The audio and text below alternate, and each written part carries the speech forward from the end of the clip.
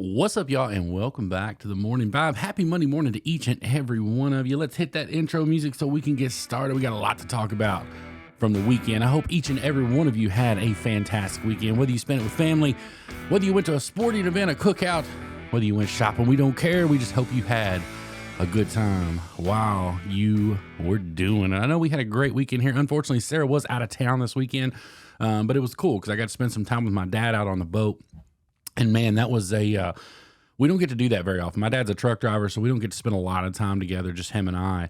And that was really nice. We took the boat out on Saturday and Sunday, caught some fish, spent some time together, cruised around, enjoyed some beautiful February weather here in the Florida Panhandle.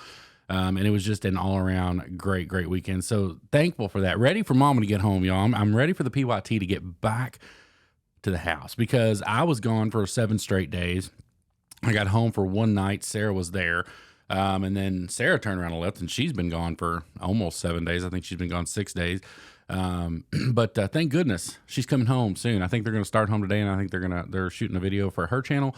And they might end up staying at a hotel tonight, but then they'll be back early in the morning. So I'm really excited to see that. Lots of stuff going on this past weekend, man. If you guys are tuning into the pop culture event, the Grammys were on. I don't really get into the Grammys too much. I do know Beyonce set like a record for the most Grammys ever won, so that's pretty cool on her. She's an amazingly talented artist. And then of course, for the first time ever, the NASCAR series, I don't even know what they call it. They used to be the Winston Cup and then the Nextel Cup. And my dad and I used to be huge NASCAR fans. I mean, like very into NASCAR for a long time, and just haven't really followed it the last 3, 4, 5 years, something like that. I mean, I guess you could call me a fair weather fan. I was a big Jeff Gordon fan. So when Jeff Gordon stepped away from racing, it really kind of deterred me from watching racing anymore. My dad's a Kyle Busch fan, so of course he's invested in everything that's going on with Kyle Busch. But for the first time ever, the main NASCAR series raced at the LA Coliseum, which, I mean, that's just, that's crazy to me to think that they could convert the LA Coliseum into a racetrack. But they did just that, and they raced on the LA Coliseum track this year, or I guess it's a track, it's whatever it is. Not very good reviews. I think the diehard NASCAR fans were not pleased, or they were not amused, I guess I should say. I shouldn't say they weren't pleased. I guess anytime if you're a diehard NASCAR fan, you know, you're happy to see that Martin Truex Jr. won that inaugural. It's not even really a race. It's like a shootout heat. I guess they're trying to do like not old, or like the dirt car series where they do heats and they different cars racing different heats, and then you get to the end. I didn't really keep up with it, but it seemed like that was what was trying to be going on. Of course, NBA's going on. We're 1 week away from the Super Bowl. We had our first professional flag football game televised yesterday. Peyton Manning was coaching the AFC. Eli Manning was coaching the NFC. So that was pretty cool to see. I do like that format. And I know there's been a lot of pushback from people on, you know, the Pro Bowl and how they handle the NFL All-Star game, which is essentially what that is. But I liked the format that they did this year, more so than I've probably watched it any other time. I'm not a huge NFL fan. I mean, I keep up with the Cincinnati Bengals because, of course, we're from Kentucky, so we're inherently Cincinnati Bengals fans. But I do like the format that they did this year. They had a lot of skills competition, a lot of fun stuff for those guys to go do. Because at the end of the day, when they were doing the Pro Bowl and they were all getting padded up and they were going out and they were playing, it was kind of a joke anyways. And I think what happens is, in my opinion, when some people are maybe taking it serious and some people are not taking it serious, I think that's when injuries occur. But if you have a professional flag football game amongst professional athletes, everybody knows at that point that it's not serious. And those guys look like they were really enjoying themselves out there. Of course, the NFC won there at the end. I think 35-33 was the final score. Peyton Manning not happy at the end of that one because apparently you can't run the ball if you're inside of the 5-yard line, and the guy kneeled to end the game, which you're technically not allowed to do, because if you kneel, that's a running play per everything out there. I think a lot of it was a joke. Of course, Peyton didn't want to lose to his brother Eli. I don't blame him there. But just a fun weekend all the way around, just kind of recapping some of the stuff that happened this past weekend. And we're going to start doing that on Monday mornings here, just kind of recapping current events, things like that. This is not going to be a news channel or a sports channel or anything like. We're not trying to do that. I like to kind of do a recap and make sure you guys are up to speed on everything that was going on. But I do want to talk to you guys about a serious topic this morning after we get past all that. I want to talk to you guys about loyalty. You guys have heard, and that's a heavy swing, right? Like I felt that. Like I was like, oh, wait, we just went from super lighthearted and fun to super serious, but it's still lighthearted and fun. And when I say loyalty, I think it's important that you pick in your life and you choose who you're loyal to. And hear me out. You should be loyal to anything that you do in life, whether it's a job. I'm a firm believer that if you're not going to be loyal to a job or to a company anymore, then it's time to leave. Go. And if you want to chase your own dreams and be loyal to yourself and start a business, go for that. But if you're going to go somewhere and work for someone or a company, you need to be loyal to that company for the time that you're there because you've agreed to go in and do a job and do that job well. I don't think in life that you've heard the term loyal to a fault. And I truly believe that. I think you can be loyal to a fault. I think you can be so loyal to something or someone that they end up taking advantage of you. And sometimes I think they don't even mean to do it. It's just, it's you've seen the thing where, I've seen memes. And of course, I've seen it. I grew up working in a factory. I mean, right out of high school, when I was 18, I was working in factories and I saw it. Employers find people that they can count on, and they might have an employee who's just kind of a warm body. So that person that they can count on, they're going to get most of the tasks. And I'm not saying that's right. I'm not saying that that's the way things should work or that that's fair. I'm just saying that's the way it is. An employer will seek or see a person that does an extraordinary job for them, and that person inevitably is always going to get the heaviest workload of everyone out there. Now, is it fair? No, but I think it's just the way of the world. It's everything we do. If you have kids, my kids are a prime example. I've got one kid really good at doing laundry. I got another kid really good at doing dishes. So guess who does the dishes and who does the laundry? We don't mix it up in our house, right? Chase does the dishes, Landon does the laundry. Well, I'm sorry. Sarah does most of the dishes and the laundry, but when they do chores, that's what those two do. And we do that because I know Chase is really good at doing dishes. I know Landon's really good at doing laundry. So inevitably, those things get done by each individual. And I think that's the same way. So I think what happens is employers, and I'm using employers as an example, but this is everything. This can be in your friend group and your relationships. You have to make sure that your loyalty, it doesn't necessarily have to be rewarded, but it can't be abused either. You can't, like, you need to do your job. You need to do what you're doing, and you need to be loyal to people. But there also can come a time where you're like, hold up, I'm being taken advantage of. And let me say this, because a lot of people say, well, they're using that person. I disagree. I don't think they're using somebody. When you use someone, you are using someone to gain something that you didn't have on your own. So I don't think the word using someone, because most of the time, we'll go back to the you and the employee thing. If you have someone that's doing an exceptional job for you, you're not using that person. You're paying them to be there. You're definitely probably not treating them fairly if you're piling the workloads onto them that other people may, be lacking. But I don't think you're using them. You're taking advantage of them. There's a distinct difference. Because I think if you use somebody, I think that's always intentional. I don't think there's ever a time where if you're using someone to gain benefit for yourself, I think that that's happening. But I truly believe that loyal people get taken advantage of. And the people that are taking advantage of them sometimes don't even realize they're doing it. They've become so accustomed to the benefit that person that they provide that they seek more and more and more benefit from that person without even realizing they do it. So a lot of times you can sit down and you can have a conversation and be like, hey, listen, this is what I'm feeling right now. This is how I feel this relationship's going or this job is going. I feel like I come in here every day, I give you all I've got. And then I feel like now, because employee B and employee C aren't quite giving enough, you're piling that workload on me. Have that conversation with people, because a lot of times when people are taking advantage of a situation, they don't realize they're doing it. So you have to have that conversation with them.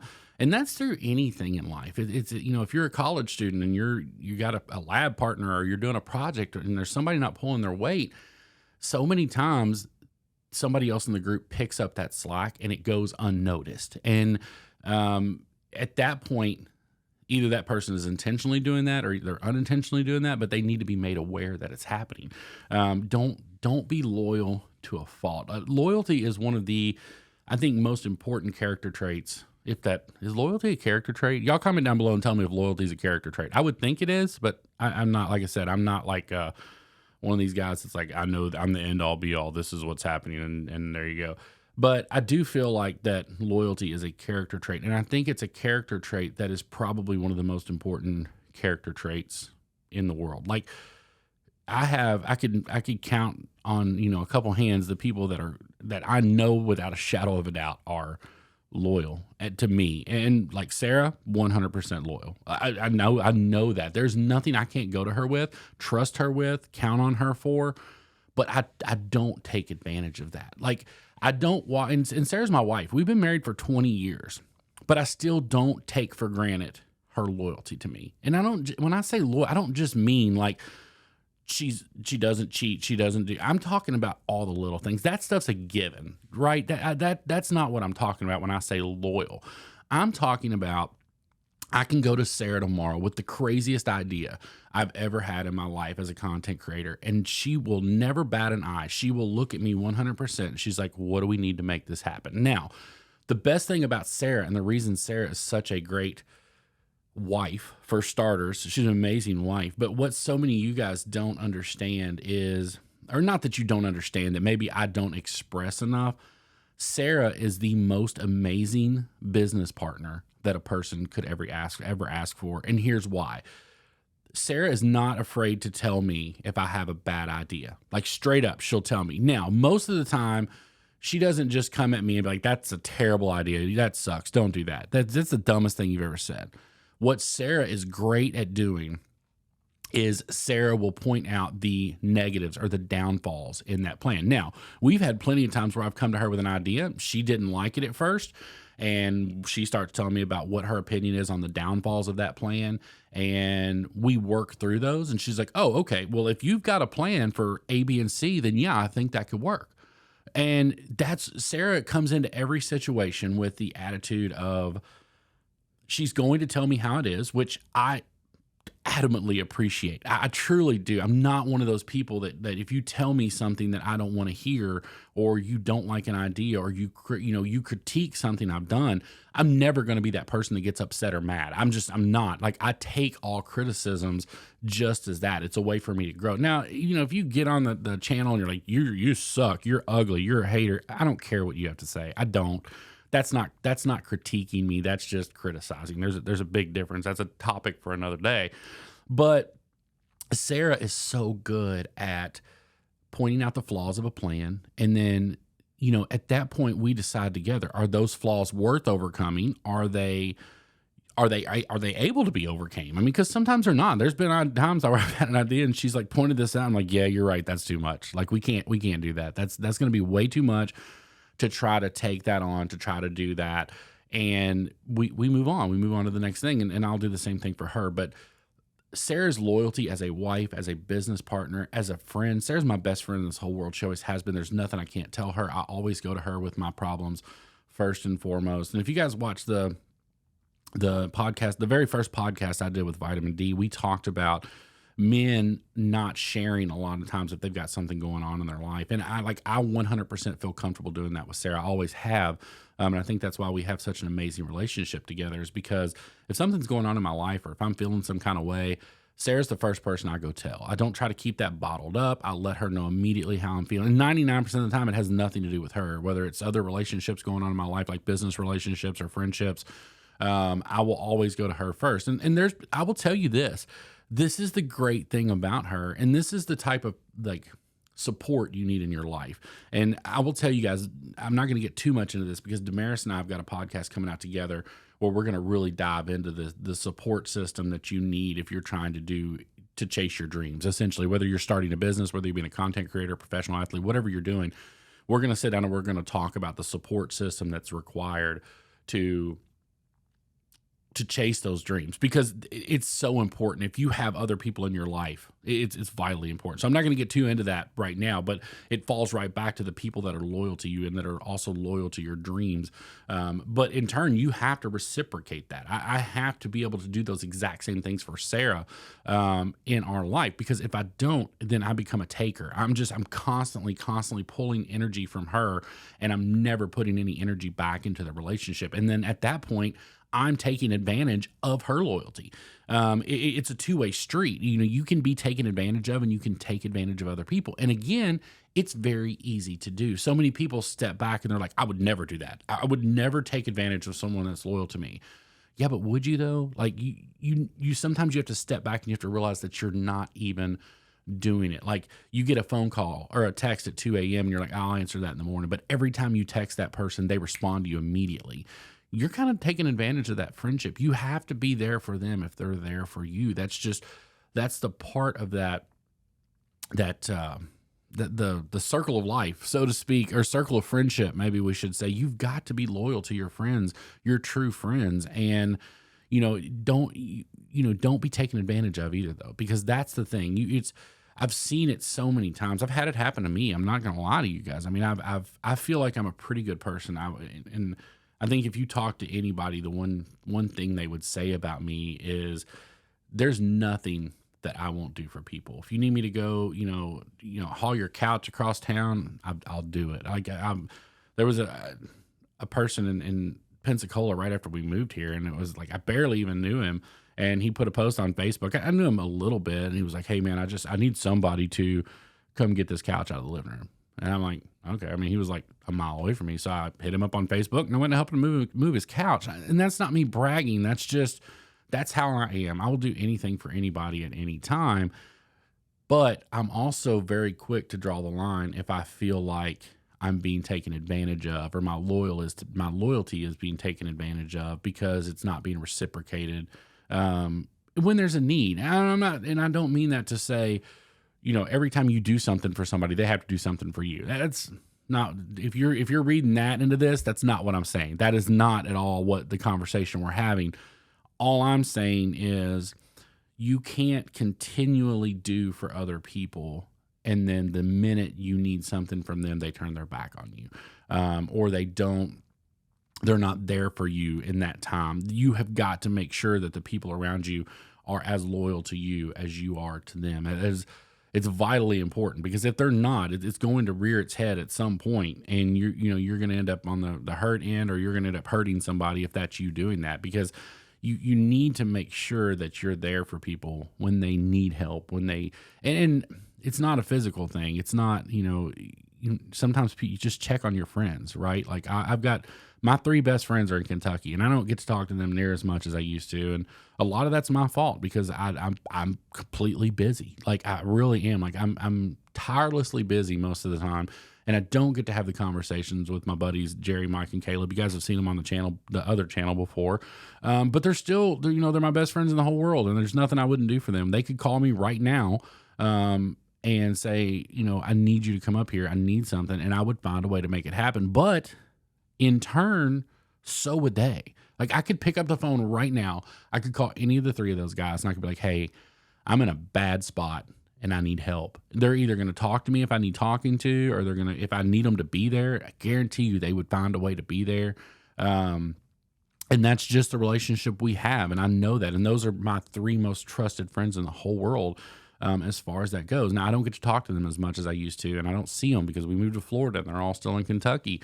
But we still talk. I mean, if I'm driving, that's when I try to call in and check on my friends. Anytime I'm on the road, like I just finished up the 7-day road trip in the Topper, pick up the phone and call your friends. Not because you need something, but just to find out how they're doing. I mean, there's nothing wrong with that, especially as men. Like we don't like just call and check on people sometimes, I think, and it's okay to do that. So, make sure the people in your life are loyal. That's the moral of this Monday morning story. I didn't want to be too serious with it, but at the same time, I feel like people do get taken advantage of, and I've seen it, some recently, and it really grinds my gears to see that.